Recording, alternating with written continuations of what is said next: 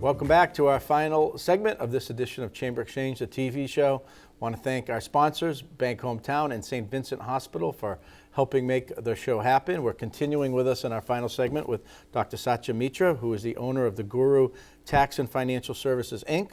But also, Dr. Mitra, before we get into some of your work with the Chamber, you also you've written a book, the 5 C's. The 5 C's. And also do work as a motivational speaker in a way that also kind of complements the foundation, the Joy Guru Foundation, that serves a number of charitable causes. So maybe what caused you to kind of do some of the motivational work, and where has it brought you?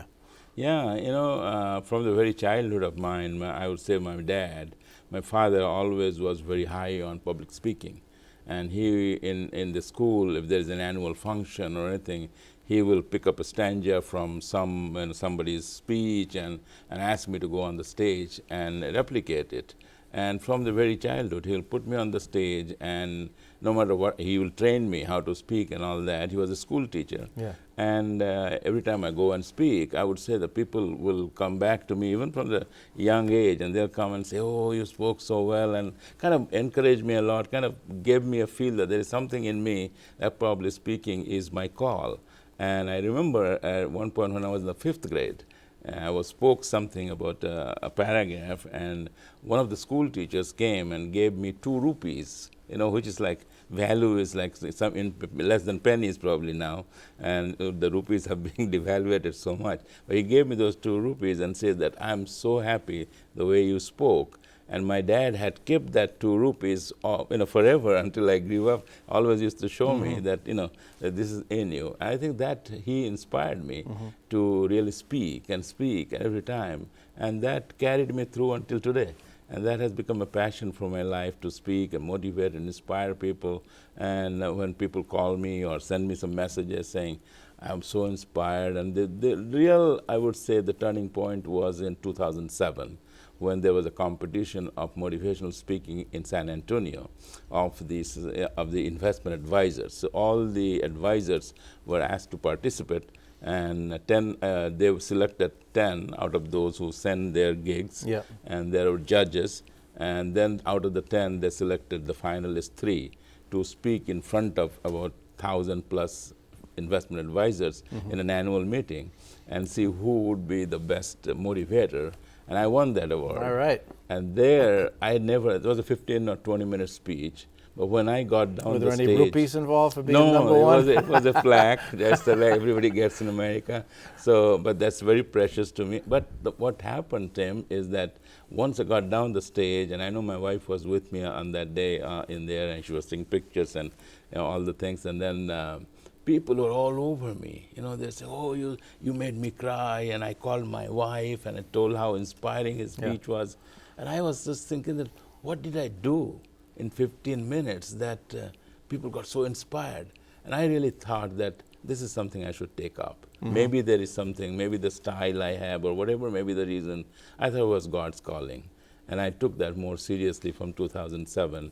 And I became a member of the National Speakers Association, and continued to speak. And now I post every weekly. One of my social media person, Russ, as you know, posts I go to his studio, I do the full speech, and it takes excerpts from that and posts it on LinkedIn for social media. Right. And people have been really calling me saying that it's so inspiring. So I give credit to my dad, who really sowed the seed in me to start speaking. Right. And some of that work also complements the foundation that you started up, which is supporting a number of local causes and efforts. The foundation is really a length of the division of the Guru tax, just like the Red Sox Foundation. So my guru had said that if your business is successful, you can give my name as the Guru Tax and Financial Services, provided you use the success to help the community. And he was a community helper. So I said, well, that was my goal anyways. I grew up with extreme difficulties in my life from the childhood. So I had that in my mind, but his instruction now emphasized it more. So when my boys are gone to the college and most of the responsibility is done, my wife and I, particularly after an incident in Brazil when she was badly hit by many culprits and beaten up by many culprits, we came home and we created this school of charitable school of self-defense in Worcester and thought of creating the foundation, the Joy Guru Humanitarian Services, so dedicated to help people where the humanitarian need is. So we are very focused in helping humanitarian need. I mean, we have done many things in the community. Yeah, I mean, you mentioned, part of what the foundation, the Joy Guru Humanitarian Foundation supports, you're doing self-defense classes focused with young women. Yeah. Free. Free. Yeah. They have to be at least 15. And, the school is on Shrewsbury Street. Luis Soto is the martial art instructor. He gives us every Saturday 12 to 1:30. Right. Anyone can go and say, I want to participate in the Joy Guru Charitable School of Self-Defense. We pay for them.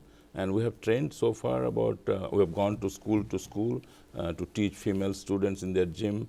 So about 500 plus men, women, and girls who have taught them how to defend themselves. Right. As a matter of fact, once the former director of Girls Inc., what was her name, Waterman? Or Yes, yeah. So she wrote Victoria to me. Waterman. Yeah, Victoria wrote to me that, Dr. Mitra, I just want to let you know that you're an instructor. I used to send an instructor to her facility to teach the girls how to defend.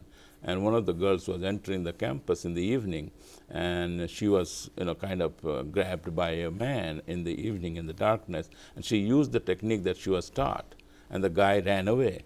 She was shaken up, but at least nothing happened to her. And I thought that one incident was rewarding to me to do this whole thing. Right. So, even if it helps one person, it was good. And it happened because my wife was badly beaten up in Brazil.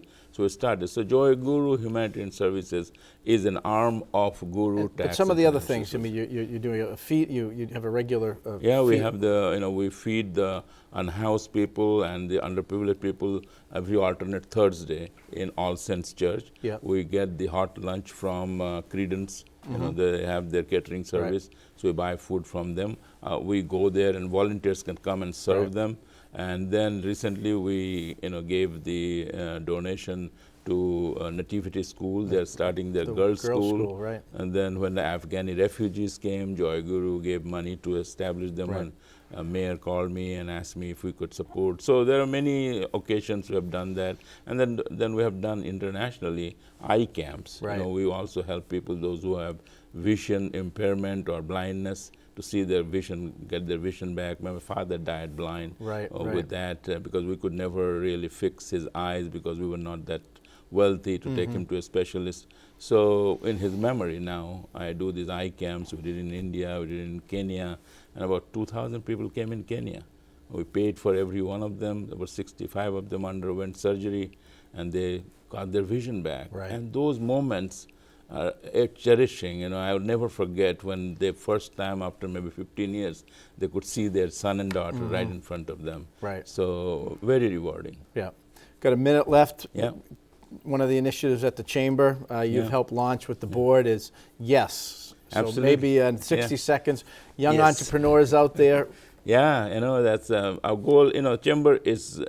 I'm very proud and very happy that I could be in this position to be elected as the Chamber's board chair, and working with you was one of my real ambition, and I got that opportunity. But what Chamber does, the economic development, also inspiring and standing for the business owners of the community, is a very unique opportunity to lead that organization with smart people like all business owners. And I find myself there as somebody who never knew he will be an entrepreneur, somebody who never thought he'll come to America.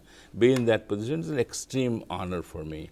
But I see my position in the Chamber, besides helping you to meet your goal, to motivate all the board members, to inspire them that we all have to work together to help you. And that's my goal, how I can do that, whether bring a camaraderie, bring things so that we can be all together thinking that I'm not a member just by the sake of name, for the sake of my name to be a board member. I'm there to do something. So I thought the young entrepreneurs must learn from us. And that's why I thought of this and talked to you, YES program, Young Entrepreneur Sponsorship Program, and requested all our board members that, and I was so fortunate that everybody said yes, and now we probably have about 40, 45 young members coming in Right. to join Chamber, and someday they will pay forward for them. So every board member is paying for their membership for 1 year and give them the opportunity to learn from Chambers, a networking opportunity, Yeah. education opportunity. So I'm very happy. Yeah, well, we're happy too. We're going to have some of those members on the show at some point. And Yeah. I want to thank you, Dr. Mitra, for all you do Pleasure. for the Chamber and for joining us. Yeah, it's wonderful to be here. And thanks for being with us on this edition of Chamber Exchange, the TV show.